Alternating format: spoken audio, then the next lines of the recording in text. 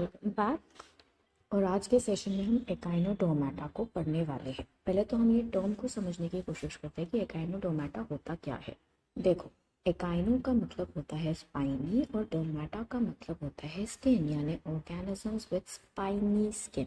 तो अगर मैं स्टार फिश को देखती हूँ तो आपको दिखता है कि उस पर कुछ स्पाइन्स प्रेजेंट है। अब ये स्पाइन ना बाहर से नहीं है, ये अंदर से है। यानी यहाँ पे हमारे पास कैल्केरियस एंडोस्केलेटन है जो कि स्पाइन की तरह दिखता है।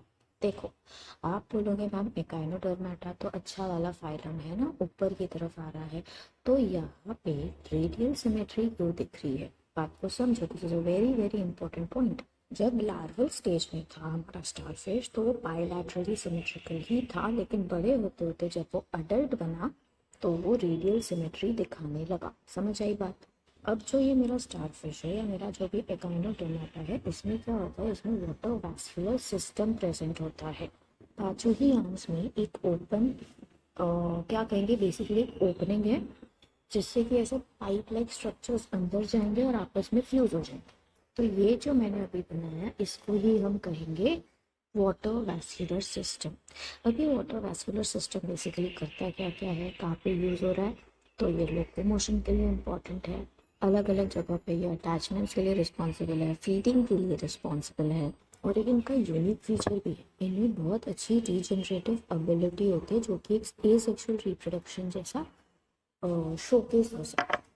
तो होता क्या है, अगर हम ये पूरा की पूरा डायग्राम देखें अगर स्टारफिश, तो कोई पर्टिकुलर सिविलाइजेशन नहीं है, यानी यहाँ पे प्रॉपरली हेड नहीं दिख रहा है, कोई ब्रेन नहीं दिख रहा है, तो यहाँ पे ब्रेन नहीं होता है। तो 5 star do nothing, starfish no brain only. समझ आया?